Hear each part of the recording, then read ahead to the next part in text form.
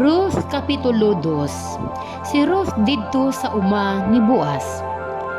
Si Naomi may paryente nga ginganlag Boaz nga dato ug tinamod og paryente sa iyang bana nga si Elimelech. Miingon si Ruth kang Naomi, tuguti ako pag-adto sa kaumahan aron paghagdaw sa mga uhay nagbiling sa mga ngani. Maghagdaw ako sa luyo sa tawo nga motugot kanako niini. Si Naomi mitubag, lakaw, anak. Busa miadto si Ruth sa kaumahan ug nanghagdaw sa luyo sa mga mamumuo nga nag-ani sa mga sibada. Nahitabo nga uma kadto ni Boaz nga paryente ni Elimelech. Unya miabot si Boaz gikan sa Bethlehem ug giingnan niya ang mga mamumuo. Ang Ginoo maguban kaninyo. Mitubag ang mga mamumuo, panalanginan ka sa Ginoo. Gipangutana ni Boaz ang iyang sulugoon nga kapatas sa mga mamumuno. Kinsa man kanang batan-ong babayi. Ang sulugoon nga kapatas mitubag. Siya ang dumuduong nga mikuyog kang Naomi sa iyang pagpauli gikan sa Moab. Mihangyo siya sa pagpanghagdaw ug nanghagdaw siya sukad pa sa buntag ug karon pa siya muhunong aron mopasilong ug mopahulay sa makadiyot. Unya miingon si Boaz kang Ruth, Day, ayaw na paghagdaw sa ubang uma, dinhi lang pangani uban sa akong mga sulugoon nga babayi. Kuyog kaniya bisan asa sila mangani, gipahimangnuan ko na ang akong mga tawo sa dili pagsamok kanimo. Kun uhawon ka, inom sa ilang kinalos nga tubig nga anaa sa mga tadyaw.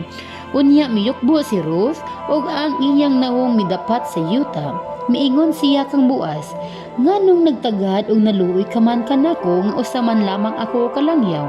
Si Boaz mitubag, gisugin lang ako sa tanan nga nahimo mo alang sa imong ugangan, sukad pa sa pagkamatay sa imong bana.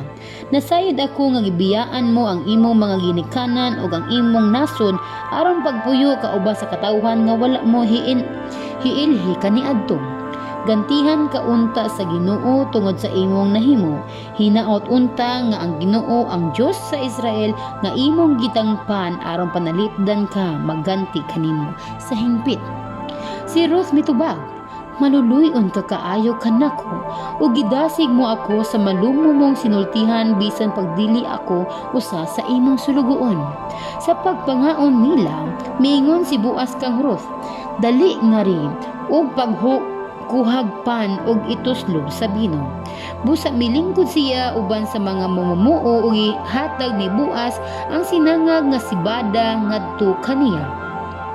Mikaon siya og nabusog ug may salin pagani. Sa pag-adto niya aron sa pagpangani giingnan ni Boaz ang iyang mga sulugoon.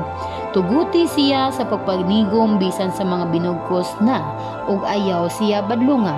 Kuhaa ang ubang uhay gikan sa binugkos ug ibilin aron iyang pamuniton ug ayaw siya kasabi.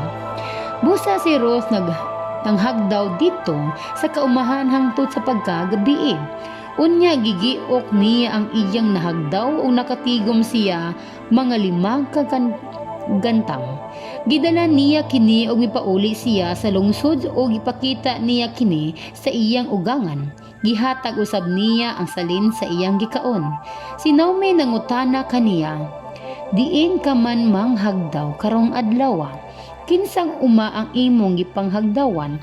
Panalanginan unta sa Dios ang tawo nga mitagad kanimo. Gisugin lang ni Ruth si Naomi nga didto siya maghagdaw sa uma ni Boaz. Miingon kaniya si Naomi, panalanginan unta siya sa Ginoo nga nagtuman kanunay sa iyang mga saad ngadto sa mga buhi ug sa mga patay. Ug mipadayon siya kanang tawhana suod natong paryente ug usa sa may katungdanan kanato.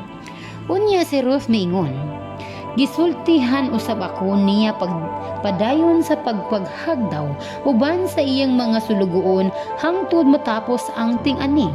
Si Naomi miingon kang Ruth, anak, maayo hinuon nga magpabilin ka uban sa iyang mga sulugoon. Tingalig hasulon ka kung manghagdaw ka sa uma sa laing tawo.